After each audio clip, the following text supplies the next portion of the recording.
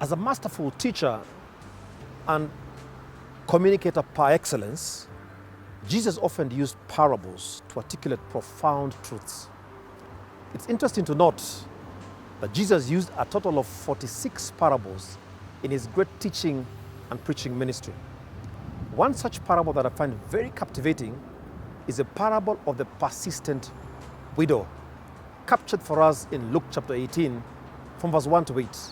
I invite you to join me in this conversation that I've titled, Never Give Up, Never Give In. My name is Patrick Kuchio from CITAM ChurchOnline.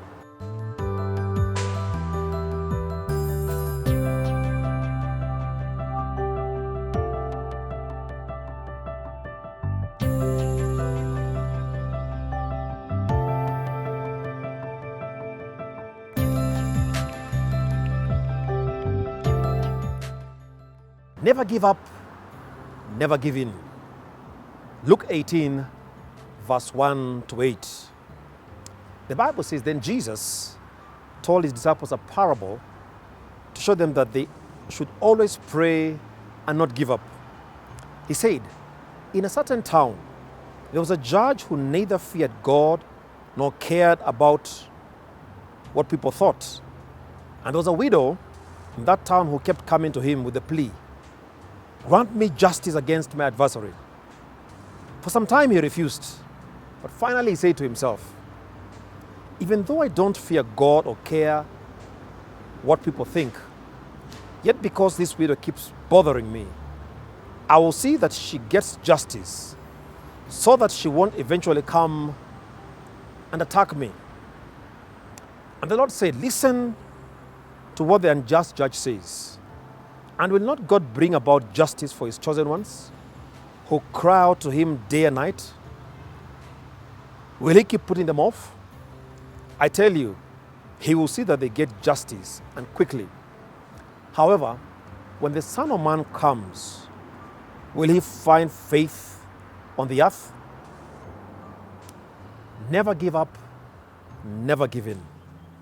See, this parable introduces us to a judge who best epitomizes narcissism, and a widow who epitomizes persistence.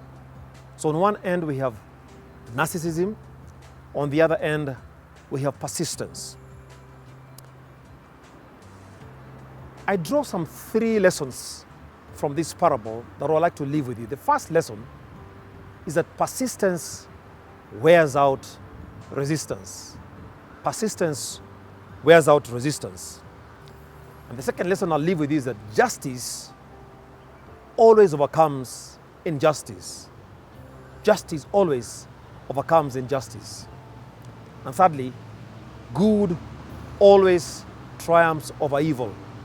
Good always triumphs over evil. Let's look at the first lesson. Persistence wears out resistance. Regardless of what you may be up against, please never ever throw in the towel. You and I have every reason to despair in life's journey. You and I have a myriad of reasons that we can actually lean into and consequently surrender.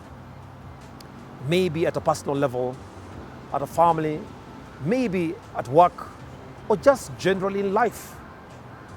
Life can take a toll on us. Just living life can be burdensome. But I came to encourage you from this parable that persistence always wears out resistance. Never give up, never give in.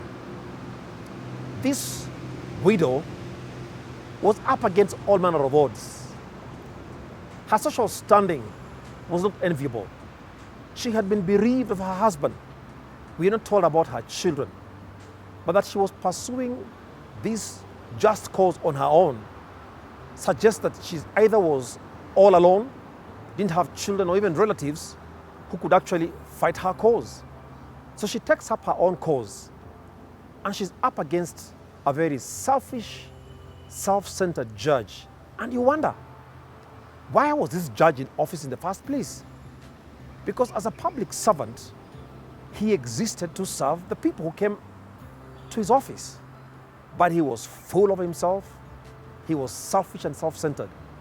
He epitomizes narcissism. But the woman never gave up. Yes, you might have written her off as a widow. You probably didn't think much of her social standing, but she decided, I will never give up. I will pursue justice until I get what rightfully belongs to me. As you go through this difficult season, with job losses, job cuts, companies folding up, people taking pay cuts, sickness and disease striking at our doorsteps, I came to encourage us, never give up, never give in. Persistence always wears out resistance. I'm reminded of a tall and towering figure in the history of the UK, the Prime Minister Winston Churchill. We are told during the Second World War, having joined Parliament about 1900, Sir Winston Churchill went on to become the Prime Minister of England in 1940 to 1945, then later on 1951 to 1955. During a very decisive hour in the history of the UK, Sir Winston Churchill was known to have galvanized the hearts and the minds of the British and of the army against Hitler by his powerful speeches. One speech that he gave, allow me to quote. He said this: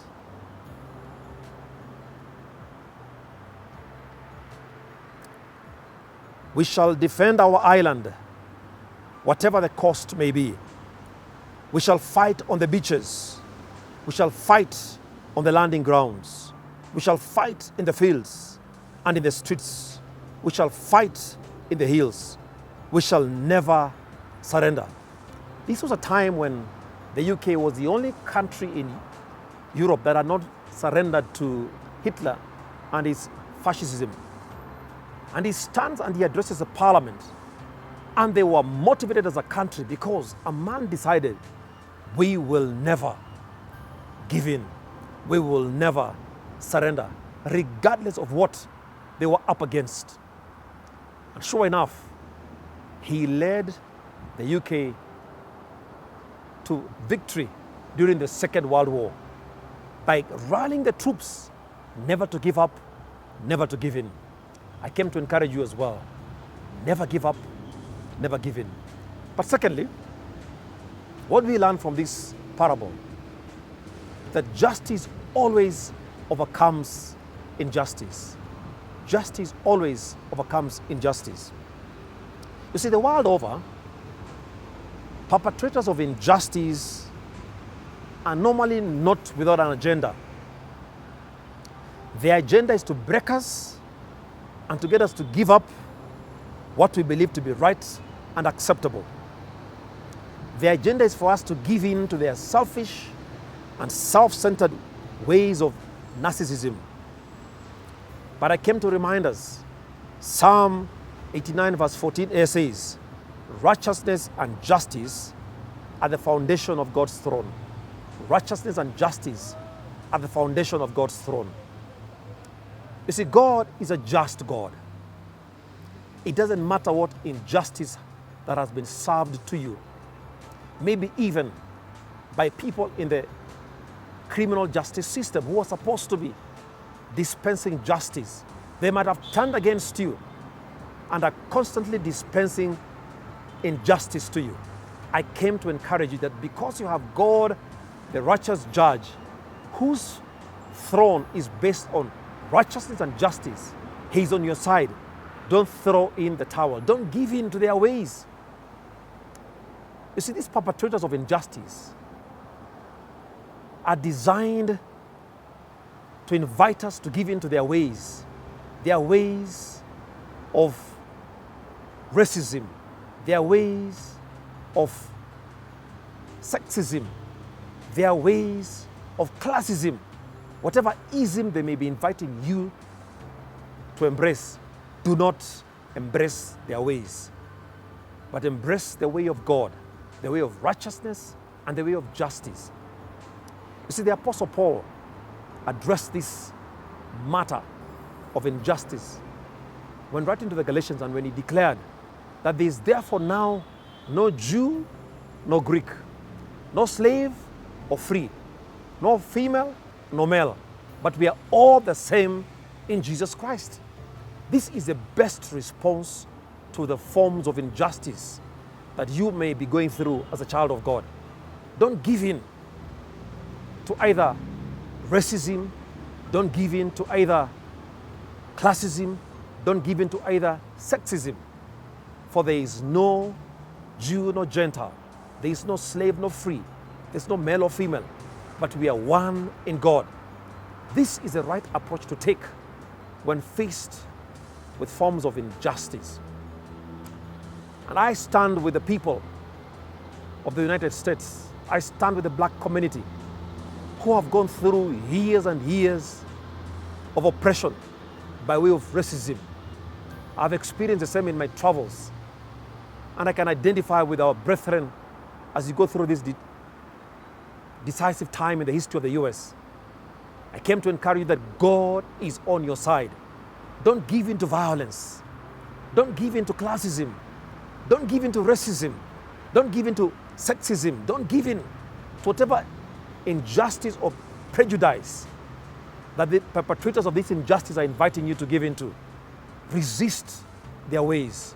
Don't surrender to violence. Because righteousness and justice are the foundation of God's throne. God is on your side. God values every human being, whether you be black, white, colored, yellow or green. God values life. And back at home here, we also stand in solidarity with the various people who have suffered the brunt of our police forces, or suffered the brunt of our government. We stand in solidarity with you, and we declare to you that God is on your side, because righteousness and justice are the foundation of His throne. But thirdly, good triumphs over evil. Good always triumphs over evil. So this point answers the question, what should be the Christian response to injustice? The Bible tells us in Romans chapter 12, verse 21, do not be overcome by evil, but overcome evil with good. Romans 12, verse 21. Do not be overcome with evil, but overcome evil with good. I'm reminded of Mahatma Gandhi, that great leader of the nation of India, who led a revolution based on non-violent principles. The British had to actually give in, because he led a mighty revolution without guns or firepower, but using the mind and non-violence. This is what he said amongst his many memorable quotes, that the first principle of non-violent action is that of non-cooperation with everything humiliating. I repeat that the first principle of non-violent action is that of non-cooperation with everything humiliating. You don't have to humiliate your brother to make a point, whether they be black or white. You don't have to humiliate your brother to make a point, whether they be in uniform forces or not. You don't have to humiliate your brother or your sister to make a point. We don't have to retaliate in the face of oppression. The Bible tells us in Romans 12, verse 21, do not be overcome by evil, but overcome evil with good. You see, this woman kept going to the judge with her plea, grant me justice over my adversary. She was doing the right thing. She was doing the good thing that she needed to do. She kept going for what was her right. We are not sure how long she kept going to the judge, but one day, her acts of good overcame the acts of evil of this judge. And the judge threw him in the tower. And he said, even though I do not fear God or care about what men think, yet because this woman keeps bothering me, I don't want her to come and overrun me with her persistence. And he gave her what rightly belonged to her. What about God, the righteous judge? Jesus concludes this parable by saying, God in heaven, who is the righteous judge, will ensure that as you keep on going to him in prayer, pleading your case and pleading your cause, he will ensure that you get your justice and get it quickly. I close by saying this. You see, all authorities are subject to God's authority. Those of you in authority, those of us in authority, let's be reminded that our responsibility is to be dispensers of justice and not injustice. We cannot pervert justice and expect God to keep us in office, because all authorities are subject to God's authority. You see, Daniel said this in Daniel chapter 2, from verse 20 to 21. Praise be to the name of God forever and ever. Wisdom and power are his. He changes times and seasons. He deposes kings and raises up others. He gives wisdom to the wise and knowledge to the discerning. All authorities are subject to God's authority. You who sits in the place of authority, unless you remain a dispenser of justice, God will easily depose you from your seat of authority. This is the message that Daniel will have you and I go home with. Never give up, never give in. This is the message that I leave with us during these times. The Lord bless you richly. My name is Patrick Kuchio. Please get in touch with us through our social media platforms that are displayed at the bottom of the screen. We would like to know how you're engaging with this message. Never give up, never give in. Amen.